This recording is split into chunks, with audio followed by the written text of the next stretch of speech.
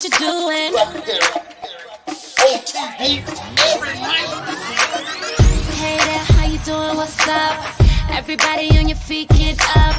Good laughs, good people, good vibes. Get ready, cause it's about that time to clap it up, clap it up, clap it up. Laugh it up, laugh it up, laugh it up. Clap it up, clap it up, clap it up. Laugh it up, laugh it up, laugh it up. Everybody get ready. Everybody get ready. Everybody get ready. Everybody get ready.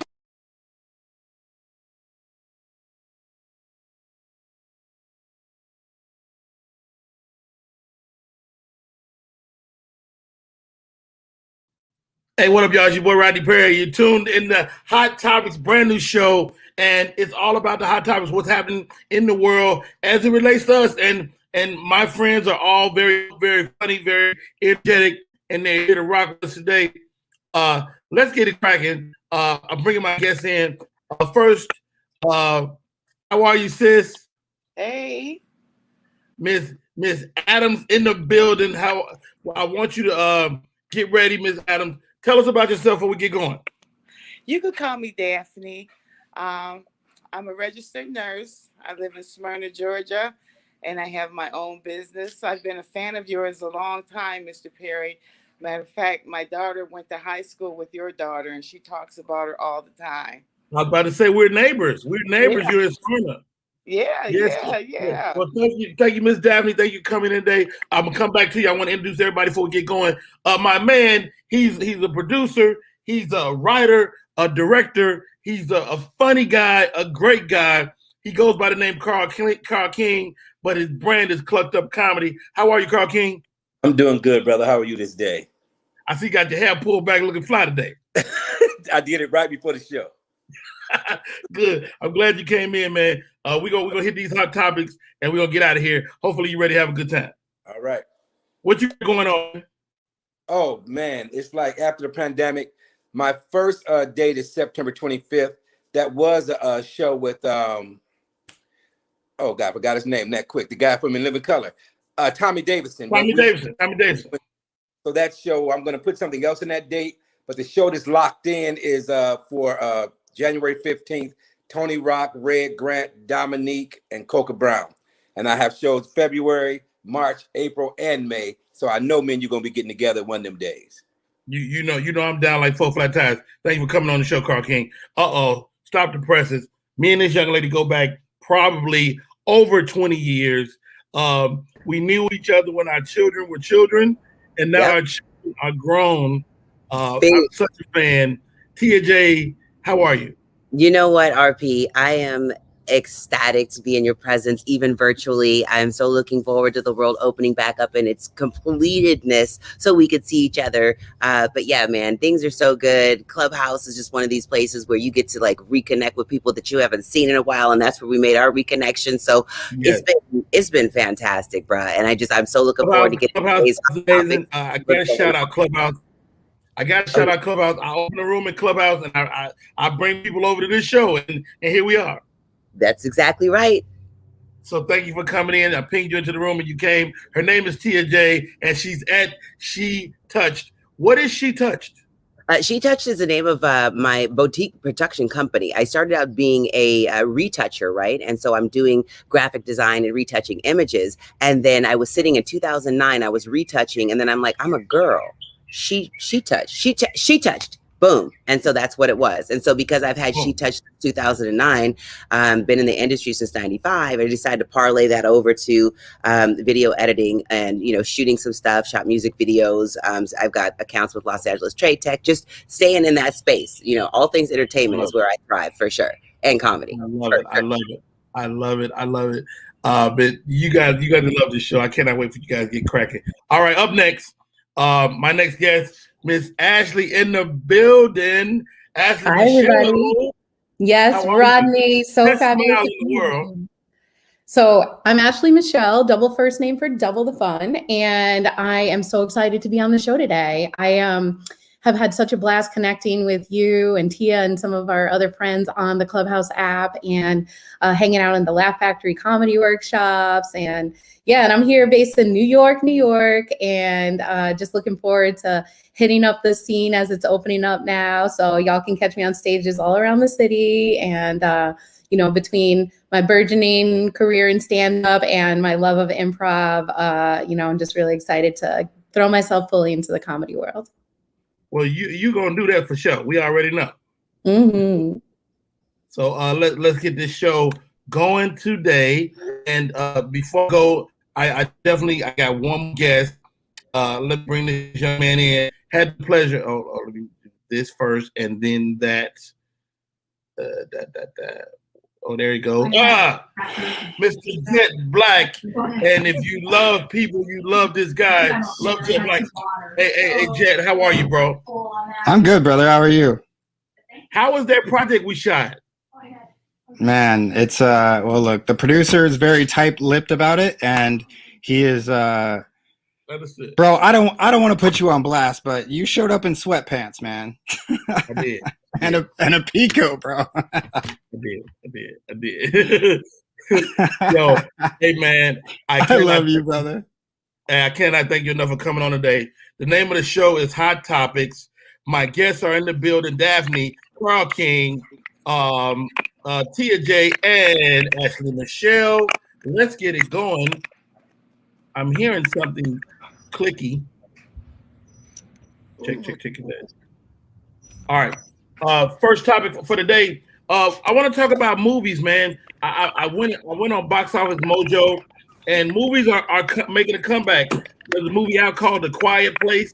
Did $48 million. $48 million. The Quiet Place did $48 million. And Cruella was out there that did $21 million this weekend.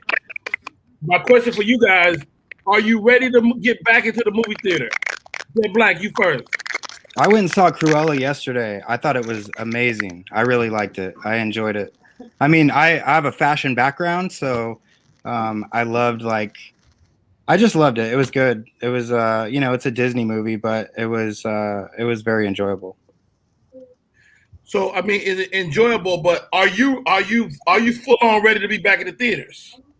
I mean, I walked in there with my mask, and then they still have like the trash bags over like most of the seats, and there was like maybe 10 of us in there, and it was like, I mean, it was a great movie experience. You must have bought a lot of drinks. 21 million. You must have bought a lot of drinks. Carl King.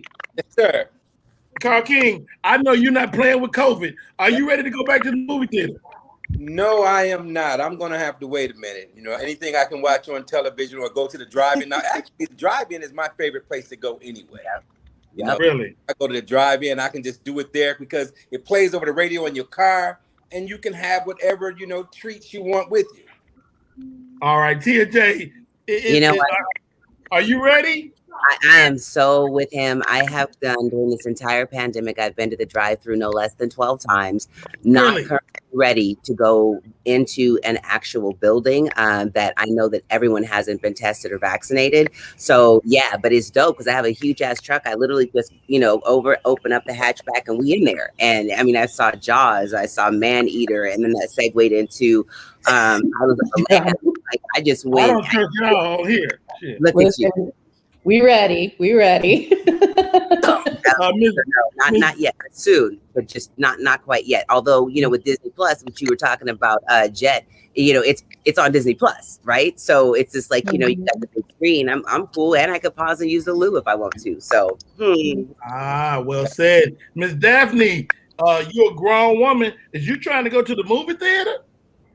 I don't know. If I do go, I'm not sitting near anyone. I have had the vaccine, and I have gotten slack with the mask and doing my hands.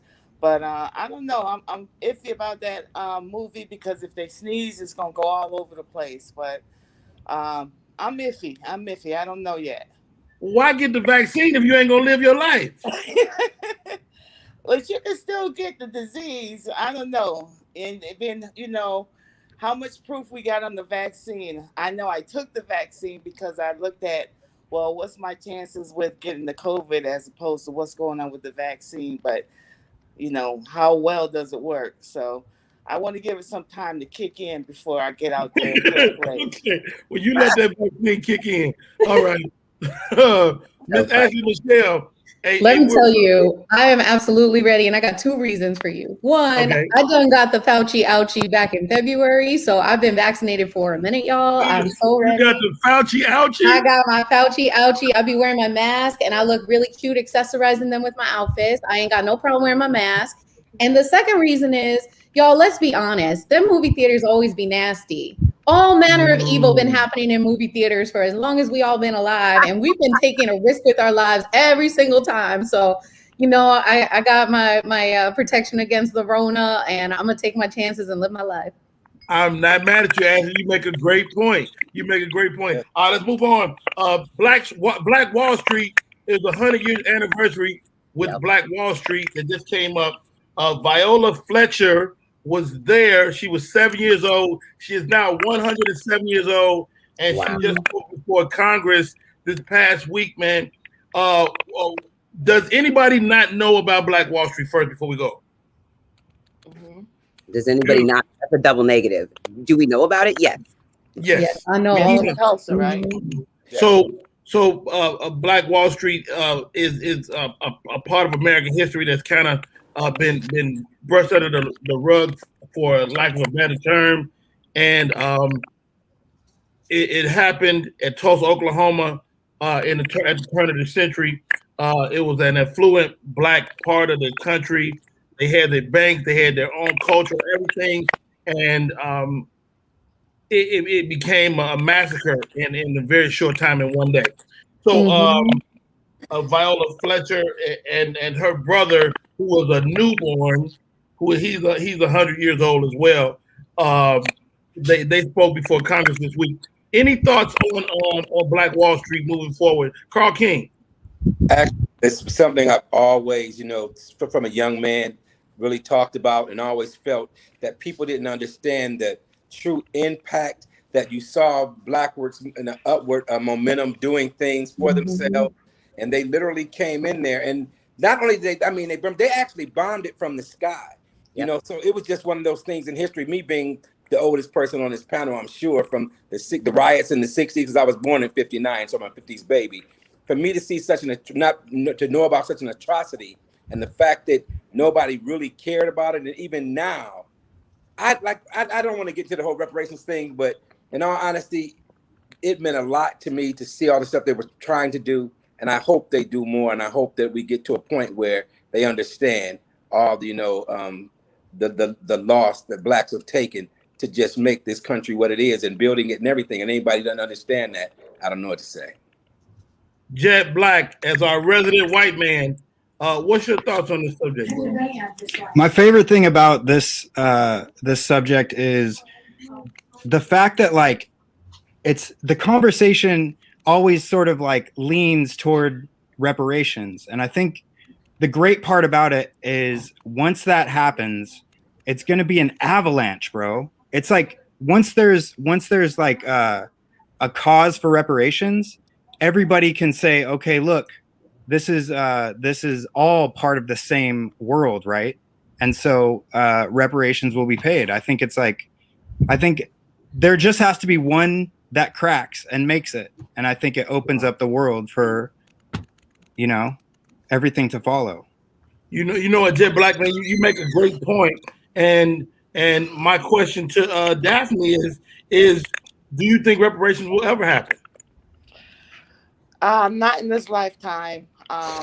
They don't want to give us anything at this point. I think they should be some kind of getting together of us as a people so that we could demand certain things. And if we could stick together, I think we would have a better opportunity to get those things done for us. But I saw in the news the other day, Asian communities get together and they don't go to the banks and they just circle the money amongst themselves. If we could just do something like that, we would have such a better chance to get ahead financially, socially, economically. But No, I don't think the reparations will happen in this lifetime unless Wow, Ashley Michelle.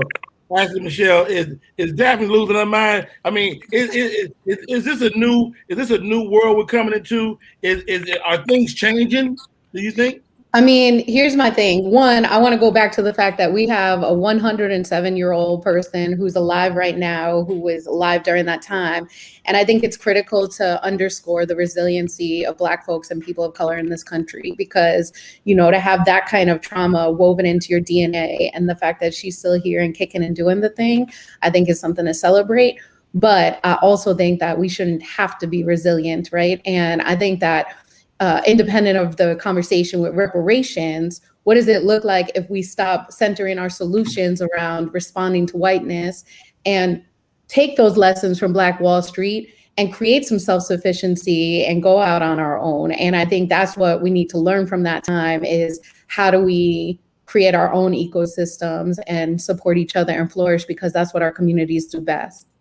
I think that's a great point, but I would ask Tia, is there a bit of PTSD connected to that history? If you got that history, I mean, how easy is it to start again, Tia? Well, it's definitively clear. It's not as simple as it was before. And I'm not saying it was easy then. I mean, they had their own little ecosystem. And then, of course, you know, you get too big for your britches. Other people, the outside, the colonizers, whatever you want to call them, come in and just take them out. So I don't know, when Michelle had brought up the PTSD, if we try again, as we might, to come together, will that same thing happen again? And it's like, it's been such an interesting space to try to see what we can get together. I mean, we have Black banks, we've got Black owned businesses, and it's just, if we could follow in suit with, I guess there's a different Asian cultures, like she was saying, like you put it back into, Daphne says, you put it back into your own spaces. And I don't know why that hasn't happened. And I can't attribute it all to PTSD. It's just when we lost a lot of really prominent Black leaders, we just kind of went to the wayside and everybody was pulled in so many different directions. But if we could collectively come together, I think we're really going to work with something. Can we? I would love to say that. Will it happen in my lifetime again? I would love to say that. Will reparations happen in my lifetime? I don't think so. Wow. I mean, it's so crazy to kind of process this, and we won't solve it today, but it is a great chat, man. And I want to thank you guys for coming on. The name of the show is Hot Topics. I'm Rodney Perry. That's Jet Black. That's Daphne. That's Ashley Michelle. That's Tia J. And that man is Carl King. All right. Next subject, we'll talk about sports a little bit. NBA played today. The playoffs are in full effect. The first time we are going back into the stadiums with depending on the city, these full capacity crowds. Carl King, you know, we already talked about going to the movie theater. I know you ain't going to no damn stadium. Honestly, this is the crazy thing in the world. I know nothing about sports at all. You know, I've been to the sports game. I just go because a friend of mine that I can drink, and I don't know anything about sports. So no. You know what, Carl King, you're an alcoholic, and I love it. Carl King and I have something insanely in common. I don't know. I dated somebody who played pro football, went on to play pro football. And then that was it. Like, after we broke up, I'm like, I ain't got to pay shit attention to this again. And I never have. Okay, we're going for the trifecta. Jet Black, you don't like sports either. I mean, look, I'm a Lakers fan, but I do appreciate that New York is, for some reason, back on top. That's a good thing because it hasn't, you know. You know what? I completely agree. It's like something's wrong with the world when New York isn't good.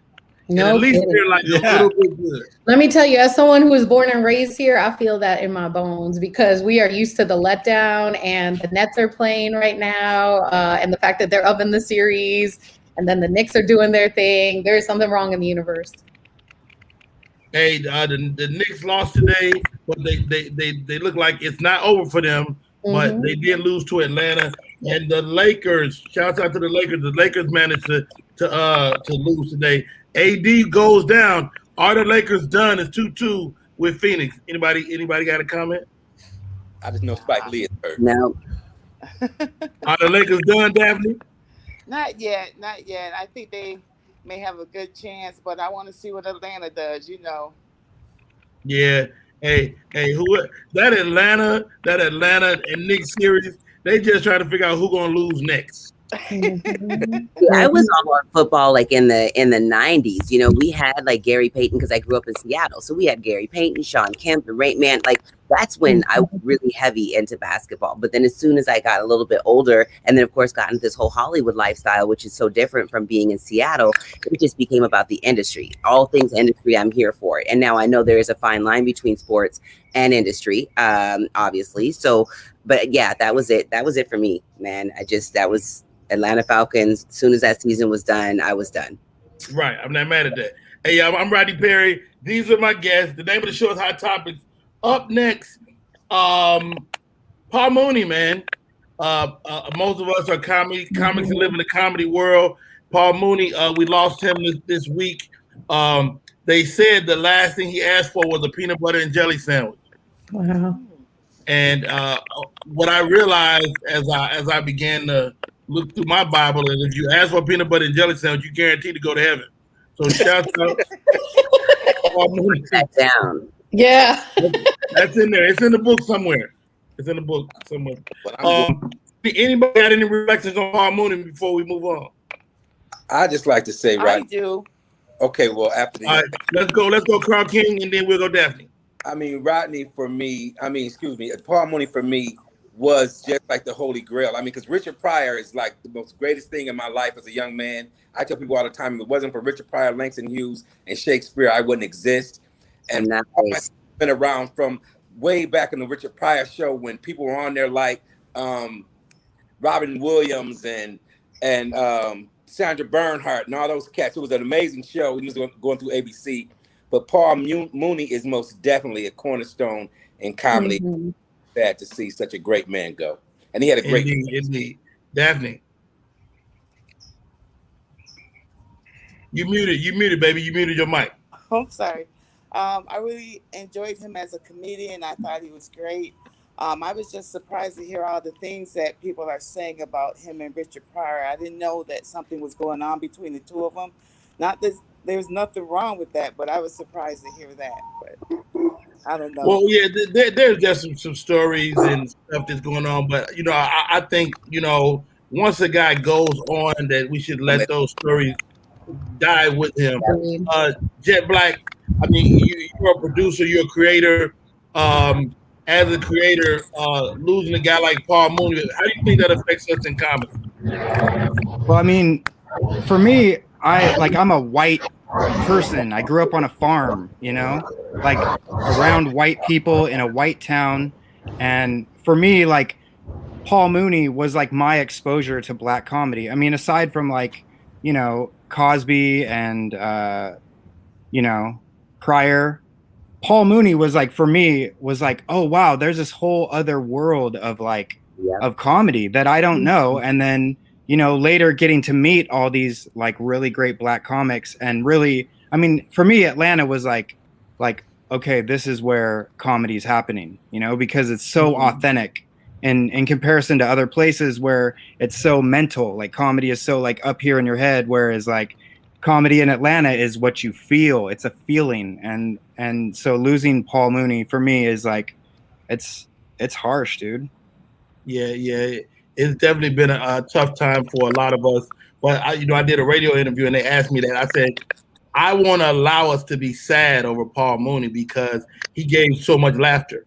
And a person that's been a catalyst for so much laughter, the last thing he would want is us to be all moping around. He was like, shut your dumb ass up. Stuff.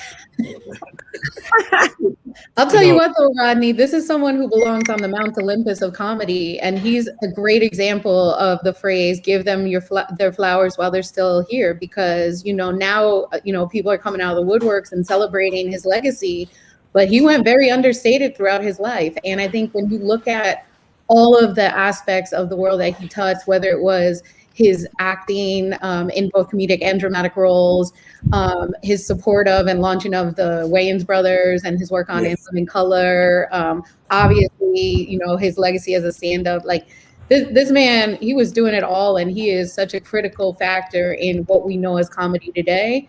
And so I'm glad that people are appreciating him. But I think like we have to look around at who's still on this earth and who aren't we appreciating enough.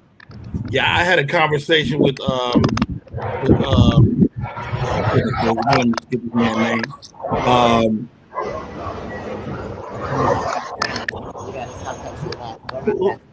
Who was that feedback coming from? George Wallace. I had a conversation with George Wallace this week, and George Wallace, I told him, I said, man, you know, losing Paul Mooney has made me more thankful to know you, and we have to, like you said, Ashley Michelle, we have to give people their flowers now. Even though I hate that phrase, I hate giving people their damn flowers now. I hate it with a passion. Yeah. Well, you know, what I do appreciate about what Paul Mooney did, not just for Black comedians, but for comedians alike, is he was always himself. He was never anybody but, and he made it okay to just live your life and say your truth, other people's truths for them if you were too shy. And then, of course, when he went on to do Negrodamus with Dave Chappelle, that's a whole new generation of people. Because, you know, who here? But then you fast forward and that's a whole new generation of people who now know the greatness of Paul Mooney. So it just his legacy, he left behind such an amazing legacy. He really was a cornerstone for comedy, especially just, you know, balls to the wall, the Bernie Macs. I'm just going to say it how I say it. This is going to happen. And you just have to be appreciative of that, because, you know, not everybody was Cosby. Not everybody's going to go that direction. But he was just like, that was the one. I mean, so. And you know what, you make a great point. And I want to talk about this before we get off. To me, and you guys say what you think, because we're all on Clubhouse and we're friends on Clubhouse.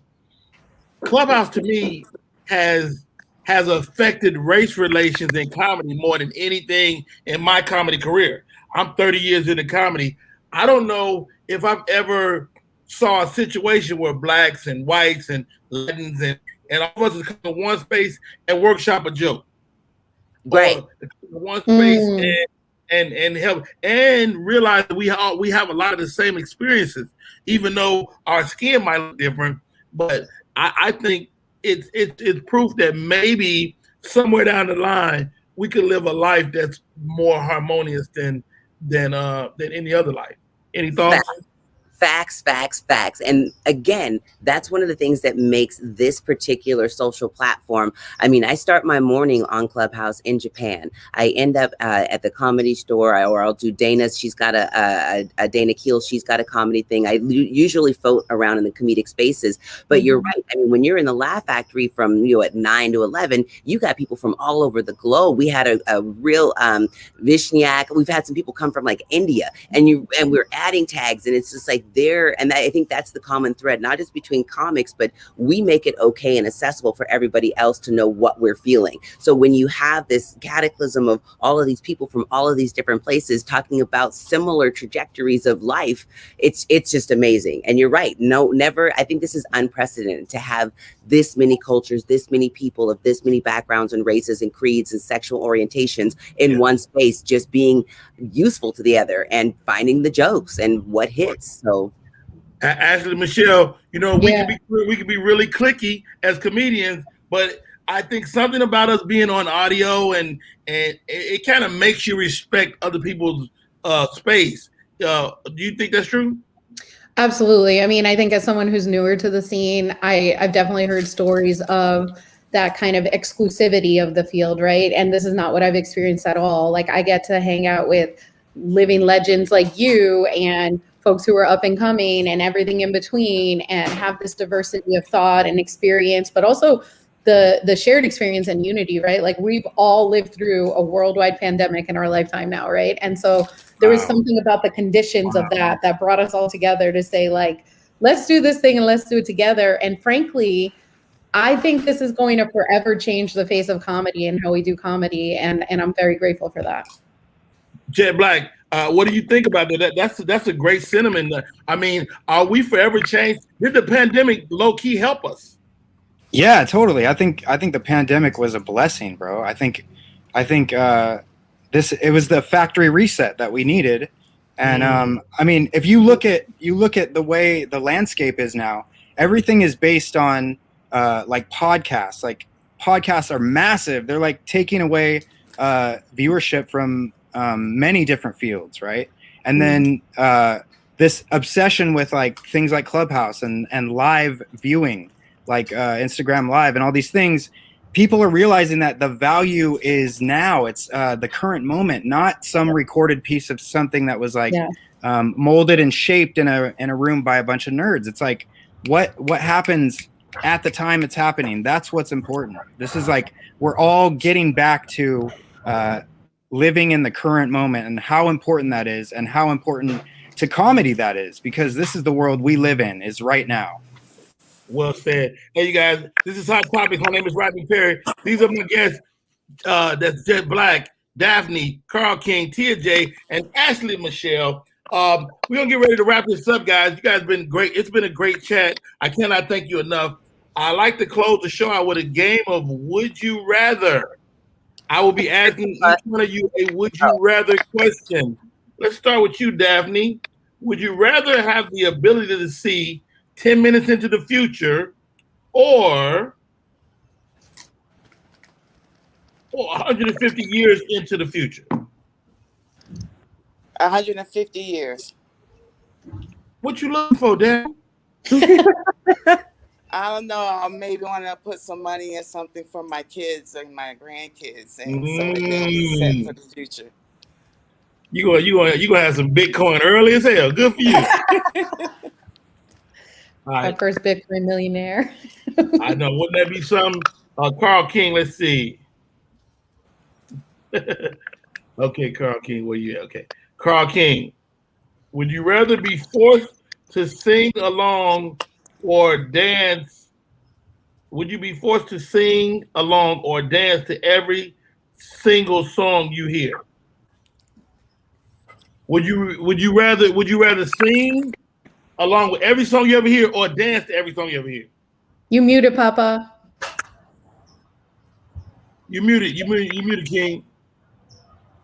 I'd have to sing along regardless. Trust me. All right, can we get you to sing something? Oh, say, can you? You know what? Thank you for that. That was great. I don't know. I don't know R&B. All right. Okay.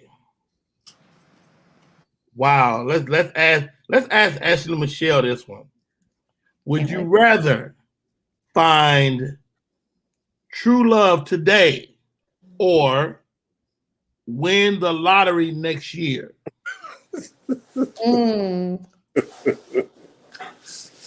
No, I'm gonna go for the money. You got the rest of your life to fall in love, and but I gotta tell you, Rodney, I ain't had no shortage of men trying to come around my way. So I take the lottery, and eventually the guy will come too. Oh God! Okay, I know that's right. Hey, y'all want to take a stab at that one, Jet Black?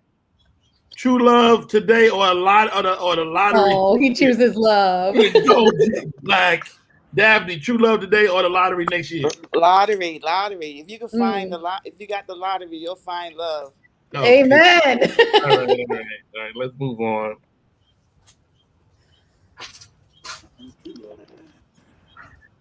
Okay.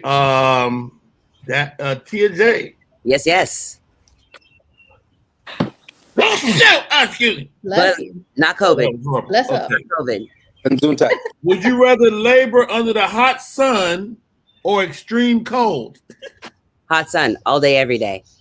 I was engaged to be married a few years ago, and the man made mention of, our honeymoon being in one of those like ice, like literally a palace made of ice. And we're not engaged anymore. We'll be in the sun, just ass naked with my titties long as they are, because I've had and just like I'm just going back to Africa, and I'm in the sun, and I'm black enough not to like really, I'll just get even just yes, I'm in the sun.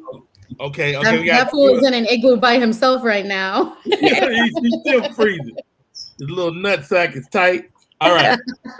Not. Would you rather have a personal maid or a personal chef? Daphne. Ooh, that's a tough one. I'm gonna go with the chef. Yeah. Jet Black. Bro, I cook, so probably a maid. Maid it is. Ashley Michelle. I'm with Jet. I love to cook, so like somebody else can come do my laundry and clean the house. I'm not mad at that. Tia J, a maid or a chef? You know what? If I had answered the question and won the lottery, I'd have them both technically. Amen. But if it was a choice, it would definitely be the cook. It would definitely be the cook. I don't. I was at Sally's getting some hair supply, and this brother come up the aisle, and he was just like, I happen to know him. He's one of these really YouTuber joints guys, and I showed him a video that I shot with my daughter who starred in this other thing that he did, and he was like, "Oh, look at that house. Whose house is that?" I was like, well, it's mine. And he said, "It looks like you just have like a pot of spaghetti just on the stove ready." And I'm like, that's funny. No, I said, I'm looking for a man to have meals ready for me when I get home.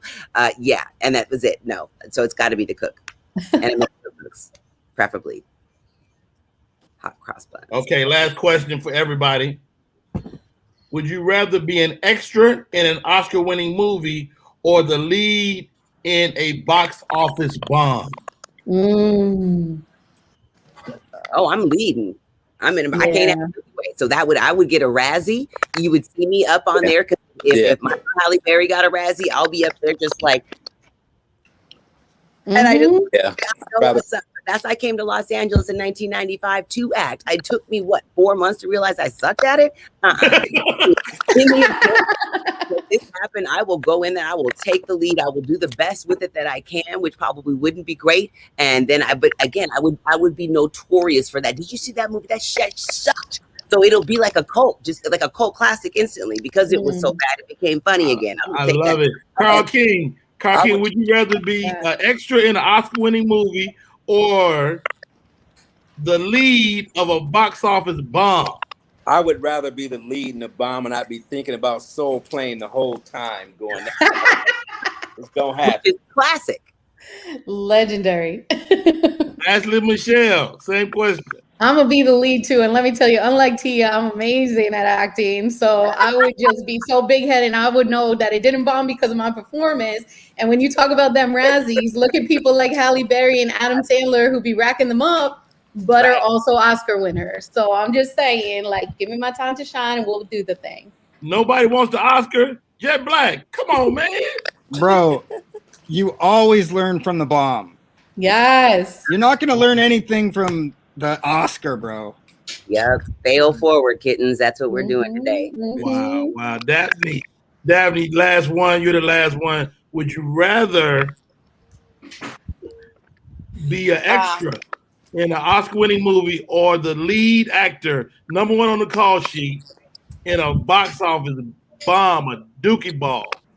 I want to be the lead. At least I get famous. You know what? Yes, we got a bunch of narcissists up on this call today. No. I would say the exact same thing. I would rather be the lead always than not. Let's do this. Let's before we get out of here. My name is Rodney Perry. The name of the show is Hot Topics. Mr. Jet Black, how can people stay in touch with you and be a part of your life? I'm at Love Jet Black on everything, and you can find me collecting rocks and I don't know, giving foot massages to homeless people. Oh gosh. Things like that. You all right, Jet Black. I don't care what nobody say. Ashley Michelle, how do people stay in touch with you, man? And definitely follow me at Ashley_Michello on Instagram. Find me on Clubhouse, Ashley Michelle Fowler. And check me out on the scene in New York. I'm also coming to Los Angeles August 27th through September 5th. So you'll see me by coastal doing the thing. You're a stand-up as well, am I right? That's right. I'm gonna be hitting up all the mics this summer in New York. Done deal. How much time you got? You mean for my set? Yeah, how much time? I'm at 5 minutes right now. 5 minutes. You have 5 minutes. Okay. Let me know when you get to 20. I'll get there. That's honest. I know you will. Carl King, You're a writer, you're a producer, director. How can people stay in touch with you and be a part of your world? Okay, I'm at Clucked Up Comedy everywhere. If you do Clucked Up Comedy, you'll find me. You know, and just like Jet Black, I look for rocks too in the ghetto. It's a still hooked on. And lastly, you did it the other day, and I don't usually plug things, but I know I'm going to be seeing you next month for us to shoot the short that we're going to do that I think is going to be amazing. Yeah. Man, it's a great piece. He wrote an amazing piece, and I'm honored that you asked me to be a part of it, man. I can't wait to work on it. Miss Daphne, you're my neighbor, and you came on and you held your own with all these crazy people. How can people be a part of your world? Well, I work in mental health as a nurse, so you don't want to see me there. But I could be reached at DL Adams on Instagram. It's DL Adams 628 on Instagram. I got you. Thank you so much for coming on, sis. And yeah, you definitely don't want to end up in that psych ward. That's for sure. Appreciate you so much. And finally, my friend of many years, Tia J, the most gorgeous human being in the world, inside and out. Tia J, how can people be a part of your world? You know what? Much like Jet, I am at She Touch. That is the name of my production company. You can find me on Instagram, Facebook, Clubhouse. All of the things are synonymous. YouTube page. You know, check out my work if you guys are in Los Angeles area and want some videography done. Hit me up if you got some stuff that you want edited and I have time. I might. Yeah. So it's just that's where I'm at, y'all. If you guys just want to link up, just give me a call. I also mid-pandemic decided to build a stage in my backyard, so I've been hosting COVID compliant, like, you know, socially distanced comedy spaces. So for those of you guys that are into it, find me in the ethos, man, and just come hang out and have a great time. Like we had comedian Nikki Carr here, Leonard Outs. Like we've had some really fantastic freaking people. I saw that on your IG page. Bananas, man. But people, I mean, as the world slowly opens, I can't say that I'll be getting all of like the best of the best, but I know when you come to LA, you'll get down in my backyard. I'll make you some barbecue, kitten. It'll be a fair trade. Yeah. I'll take it. Hey guys, I can't thank you enough for showing Hot Topics. You guys have made it hotter than it ever could have been. And I'm doing this show daily. So if you ever just want to pop in, just hit me up and we'll do it again. I love you all. You guys, thank you for tuning in from the YouTube and the Facebook page. Mad love, mad respect. I'm Rodney Perry. This is Hot Topics. Peace. Bye, guys. Bye. Bye-bye. What about your boy Rodney Perry? Everybody just stop what you're doing. Rodney Perry. OTV every night. Hey there, how you doing? What's up? Everybody on your feet, get up. Good laughs, good people, good vibes. Get ready, cause it's about that time.